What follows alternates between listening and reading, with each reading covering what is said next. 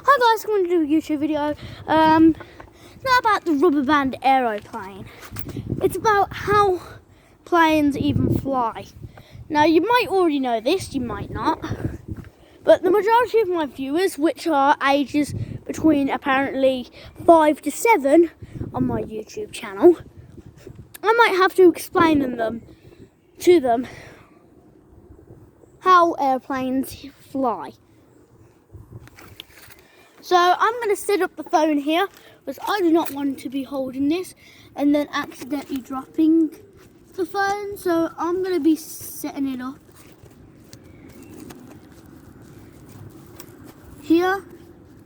If I can, there we go. Now I'm just going to be sitting on the swing, explaining to you guys how airplanes work. So the first thing airplanes need to do to work is the basic force are the four things that we like to call thrust, lift, weight and drag. Thrust and lift is the things that keep you airborne. Drag and weight are the things that are trying to keep you on the ground. Now your lift and your thrust has to be higher than the drag and the weight of your aircraft to be able to get airborne, which paper planes are extremely light. So yeah, and the wings are big enough to support like another 10 grams of weight, so another 10 to 25 grams of weight, depending how big you make the wings. Obviously, the bigger the wing, the more wobbly and the more thrust you need to stabilise those wings, unless you're going to just stall and lose all your lift. So you've got to stay in between that. So obviously you got an airplane and you want it to fly, obviously. So obviously you got your airplane and you want to fly, but you don't know how they fly. They fly, but then you don't know how to. So the first thing you need is a wing, because if you don't have a wing, your plane's just going to nosedive into the ground, because when you have a wing activated or bent on a thing, your aeroplane can catch lift. Now, what is this magical force that we call lift? Well, let me just say it's something that I like to call atmosphere drag and pressure. If the pressure under the wing is higher than above the wing, then the airplane is creating lift. If the pressure above the wing is higher than the lower the wing, meaning you're producing more drag than you are lift. The next thing is, weight. The next thing is thrust. Because if you throw an aeroplane forwards, you are basically its engines. But what happens when engines die? They don't produce any thrust, which basically means making it gain speed, which means pushing it forwards. So if there's nothing pushing it forwards, then it's just going to drop. It's just going to drop out. It's just going to drop. So this is where drag and weight comes into play in this case. Because obviously because the drag is slowing you down, and if you have no thrust or your thrust runs out, basically there's nothing powering it, meaning there's nothing pulling it forward, pushing it forward to keep it in the air, and obviously the plane will drop out of the sky. Obviously not like a rock and it will just go no. Unless it does a stall, then it will just literally just go like that. But it won't just fall like a rock.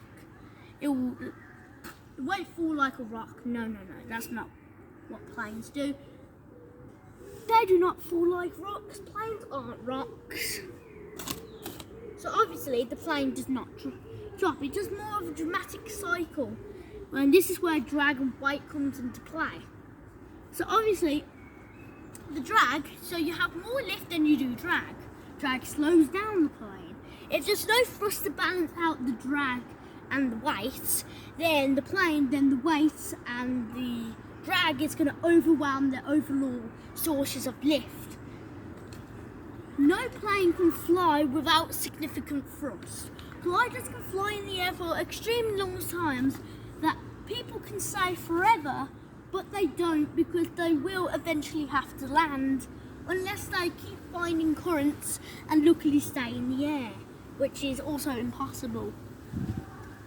Unless it's artificially created, which weather cannot. So obviously, the plane will do this weird thing to stop it from stalling. It does this weird thing of trading altitude for speed, which makes it go forward. So basically, the plane will begin to drop, to descend, or to go down in a more kid-friendly way, I guess. So as the plane goes down, it gains speed. And remember, thrust makes it go forward. So the faster you're going, basically the more thrust you're getting. But obviously, there's no thrust powering you, but you can still gain the speed because you still have lift. And you're also going down, which also makes it go. Sorry, got something in my mouth. Which also makes it powered forwards, as you probably know. So obviously, it will just slowly drop down, converting altitude for speed. With the help of the lift, it keeps it airborne. Until you run out of altitude. But if you're thinking about it, but also the plane, because when it reaches a certain speed, it's able to pull itself back up and climb again because you're at high enough speed to do so. So in that case, you'll just keep going down and going up and going down and going up and going down and going up.